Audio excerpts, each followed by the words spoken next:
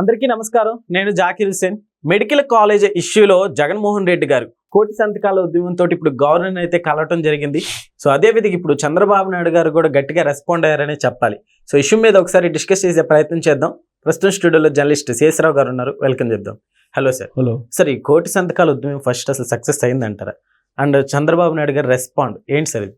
ఇప్పుడు కోటి సంతకాలు సక్సెస్ అయినాయా ఫెయిల్ అయినాయా దానికంటే కూడా జగన్మోహన్ రెడ్డి గారు ఏమంటున్నారు, పీపీపీ 3లో మెడికల్ కాలేజీలు పెట్టడం అనేది అది ప్రైవేట్కి అప్పచెప్పటమే అని చెప్పి అంటున్నారు కదా.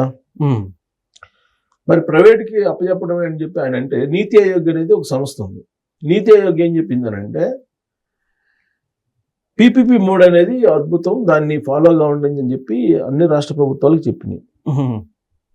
అలాగే వైబిలిటీ ఫండ్ అనేది అది కూడా మీ కాంట్రాక్టర్కి ప్రభుత్వాలకు మధ్య వైబిలిటీ ఫండ్ అనేది మొబిలిటీ ఫండ్ వైబిలిటీ ఫండ్ అనేది క్రియేట్ చేసుకోండి అని కూడా చెప్పింది. ఓకే, ఇన్ని చెప్తా ఉంటే పీపీపీ 3ని జగన్మోహన్ రెడ్డి గారు వ్యతిరేకిస్తున్నారు. నీతి ఆయోగ్ కరెక్ట్ అని చెప్తుంది, హైకోర్టు కరెక్ట్ అని చెప్తుంది, ఆర్థికవేత్తలు కరెక్ట్ అని చెప్తున్నారు. పీపీపీ 3లో అనేక ప్రాజెక్టులు, జాతీయ ప్రాజెక్టులు నిర్మించారు. ప్రభుత్వం, కేంద్ర ప్రభుత్వం కూడా పీపీపీ 3 అనేది కరెక్ట్ అని చెప్తుంది. కానీ జగన్మోహన్ రెడ్డి గారికి మాత్రం అది తప్పు అని చెప్పి అనిపిస్తూ ఉంది. అందుకే ఆయన పార్టీ తరఫు నుంచి కోటి సంతకాలకు పిలుపునిచ్చారు. కోటి సంతకాలు చేసామని చెప్పి గవర్నర్కి అపాయింట్మెంట్ తీసుకుని ఇవాళ గవర్నర్ని కలవడానికి రమ్మన్నారు. ఓకే, అన్ని జిల్లాల నుంచి పెద్ద ర్యాలీగా పెద్ద ఎత్తున రండి స్టూడెంట్స్ని తీసుకోని అని చెప్పారు. కానీ అంత రెస్పాన్స్ ఏం కనిపించలేదు అక్కడ.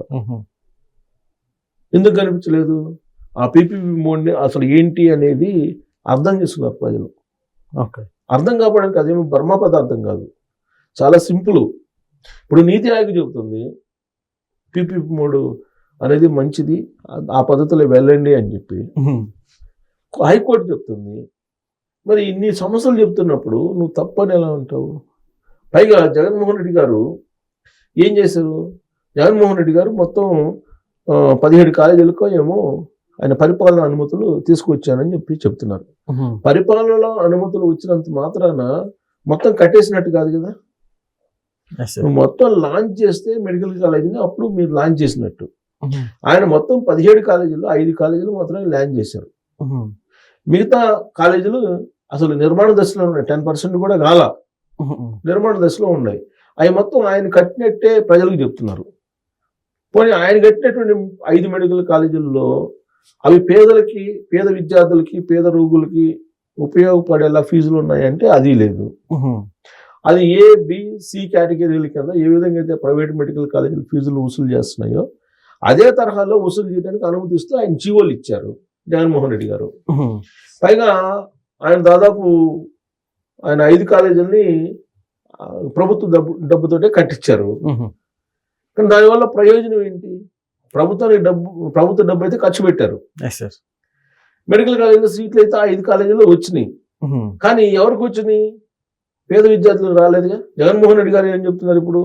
పీపీపీ 3 కారణంగా ప్రైవేటు వ్యక్తులకి చంద్రబాబు నాయుడు గారు కాలేజీలు ఇచ్చేస్తున్నారు ధారాళంగా అని చెప్పి అంటున్నారు. దానికి ఆ కారణంగా పేద విద్యార్థులకి మెడికల్ ఎడ్యుకేషన్ అనేది దూరం అయిపోతుంది అనేది జగన్మోహన్ రెడ్డి గారు చెప్తున్నారు. ఓకే, ఎలా దూరం అయిపోతుంది?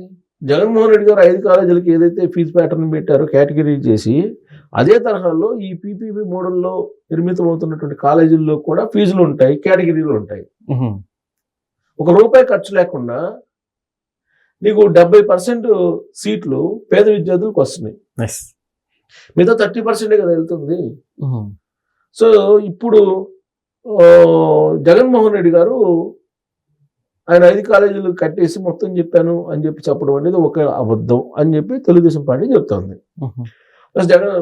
కలెక్టర్ల మీటింగ్లో ఇదే ప్రస్తావన చేశారు. ఎవరు? చంద్రబాబు నాయుడు గారు. కలెక్టర్ల మీటింగ్ జరిగింది. ఆ మీటింగ్లో రివ్యూ సదస్సులో కూడా చంద్రబాబు నాయుడు గారు ఇదే అన్నారు. 500 కోట్లు పెట్టి మరి రిషికొండ ప్యాలెస్ కట్టావు కదా, ఈ 500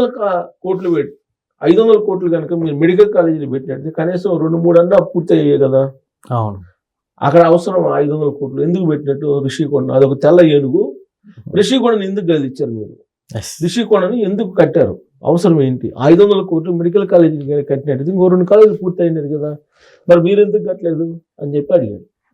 అడిగి ఇప్పుడున్నటువంటి పరిస్థితుల్లో ఆ రోజు జగన్మోహన్ రెడ్డి గారు 12%, 13%కి వడ్డీకి తీసుకొచ్చారు అప్పులు రాష్ట్ర ప్రభుత్వానికి. వాటిని వడ్డీ భారం ఎక్కువైపోయింది. దాన్ని మళ్ళా మేము ఇప్పుడు 9% తగ్గించి నెగోషియేషన్స్ చేసేటువంటి ప్రయత్నం చేస్తున్నాము. అలాగే విద్యుత్ ఛార్జీల్లో కానీ, నీటి వినియోగంలో కానీ వీటన్నిటిలో సైంటిఫిక్గా వ్యవహరించి ప్రభుత్వ ఆదాయాన్ని పెంచేటువంటి ప్రయత్నం చేస్తున్నాము. ఇప్పుడున్నటువంటి అప్పులను తీర్చలేని పరిస్థితుల్లో రాష్ట్ర ప్రభుత్వం ఉంది. ఇలాంటి పరిస్థితుల్లో మెడికల్ కాలేజీని నిర్మించి వాటిని నిర్వహించాలంటే ప్రభుత్వానికి చాలా భారం అవుతుంది.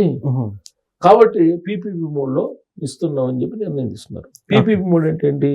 Public private partnership. Public private partnership PPP 3 peel. Public private partnership అంటే అది ప్రైవేట్ అవుతుందా? పీపీపీ మోడ్ అంటే ప్రైవేట్ అవుతుందా? పబ్లిక్ ప్రైవేట్ అంటే ప్రభుత్వము, పబ్లిక్ అంటే ప్రభుత్వం, ప్రైవేట్ భాగస్వామ్యంతో నిర్మిస్తున్నటువంటి కాలేజీలు అవి. ప్రభుత్వం ఆజమాయిషి పూర్తిగా ఉంటుంది. 20-25 సంవత్సరాలకి లీజుకి ఇచ్చారు వాళ్ళకి. ఆ తర్వాత ప్రభుత్వం హ్యాండిల్ చేసుకుంటుంది వాటిని. ఆ లోపుగా జగన్మోహన్ రెడ్డి గారు ఏం చెప్తారు? ఆ లోపుగా పేద రోగులకి వైద్య సేవలు అందవు.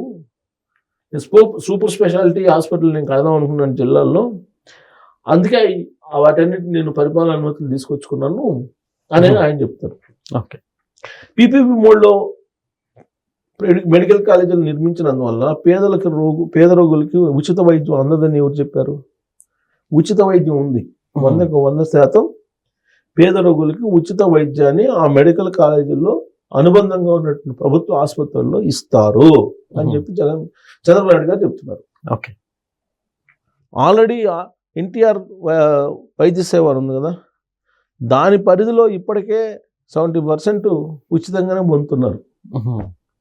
సో ఉచిత ఆరోగ్యం అనే ఉచిత చికిత్స లేదంటే ఉచిత ప్రభుత్వ ఆసుపత్రుల్లో అందేటువంటి సేవలు అనేవి పీపీపీ మోడ్లో నిర్మించిన ప్రభుత్వ కాలేజీల్లో దానికి అనుబంధంగా ఉన్న ప్రభుత్వ హాస్పిటల్లో లభిస్తుంది. ప్లస్ రూపాయి ఖర్చు లేకుండా సీట్లు వస్తాయి. మరి దీంట్లో అభ్యంతరం ఏంటి అని అడుగుతున్నారు చంద్రబాబు నాయుడు గారు. ఇది ప్రజలకు కూడా అర్థమైంది. దాంతో కోటి సంతకాలు పెట్టడానికి ముందుకు రాల. ఫలితంగా ఏంటి? 2 సార్లు ఏమో ఇప్పటికి గవర్నర్ దగ్గర అపాయింట్మెంట్ తీసుకుని పోస్ట్పోన్ చేసుకున్నారు. సరే పోస్ట్పోన్ చేసుకున్న ఇవాళ గవర్నర్కి ఇవ్వడానికి వెళ్ళారు. అయ్యేమైనా ఒరిజినల్ అంటే ఫేక్ సంతకాలు పెట్టి ఇచ్చారు అని అక్కడ ఫోన్ నెంబర్లు ఇచ్చారు కొన్ని. ఆ ఫోన్ నెంబర్లు కనుక చెక్ చేస్తే అసలు వీటిలో ఫేక్ ఎన్ని ఒరిజినల్ అనేది తెలియ అవకాశం ఉంది. సార్ ఇప్పుడు గవర్నర్ గారిని కలిసిన తర్వాత అంటే ఎట్లా ఉంటుంది అనుకోవచ్చు రెస్పాన్స్? ఏముంటది గవర్నర్ని కలిసి మేము కోటి సంతకాలు చేసాము పీపీపీ మోడ్ వ్యతిరేకం అని అంటారు. బట్ ఇదంతా ఎందుకు చేశారు అనుకోవచ్చు? రోడ్ షో కావచ్చు, ఇదంతా పొలిటికల్ మైలేజ్ అంతే అంటే పొలిటికల్ మైలేజ్ అంతే. Very very simple political mileage. ఇప్పుడు గవర్నర్ గారు కోటి సంతకాలు చేశారు, ఇంత ప్రభుత్వ వ్యతిరేకత ఉందని చెప్పేసి ఆయన ఎందుకు అనుకుంటారు? ఓవైపు హైకోర్టు చెప్పింది, ఇంకొక వైపు నీతి ఆయోగ్ చెప్తుంది పీపీపీ మోడ్ అద్భుతం అని చెప్పి. రాజ్యాంగబద్ధ సంస్థలు కదా అవి. నీతి ఆయోగ్ రాజ్యాంగబద్ధ సంస్థ, అది కూడా హైకోర్టు రాజ్యాంగబద్ధ సంస్థ. రాజ్యాంగబద్ధ సంస్థల్లో ఉన్నటువంటి వ్యక్తి గవర్నరు. ఆయన ఎందుకు ఈ 2 సంస్థలు చెప్పింది తప్పు అని అనుకుంటారు? లేకపోతే ఈయన కోటి సంతకాలు కాదు 2 కోట్ల సంతకాలు తీసుకొచ్చి ఇచ్చినా కానీ ఇది వ్యతిరేకం అని చెప్పి ఆయన ఎందుకు అంటాడు? అనడు కదా. కాకపోతే పొలిటికల్ కంపల్షన్ కోసం ఏదో చేస్తుంటారు అన్నట్టుగా. సరే వస్తారన్న రాని తీసుకుంటాడు ఆ సంతకాలు, తీసుకొని ఆడ ఉంచుతారు. ప్రభుత్వం అడిగింది అనుకో ఇస్తారు. ఇచ్చినప్పుడు ఆ ఫేక్ ఎంత ఒరిజినల్ ఎంత అనేది తేలిపోద్ది. దాని మీద స్క్రూటినీ చేస్తుంది ప్రభుత్వం. కూడా స్క్రూటినీ చేసిద్ది, చేయకుండా ఉండదు. Okay. Okay sir, thank you.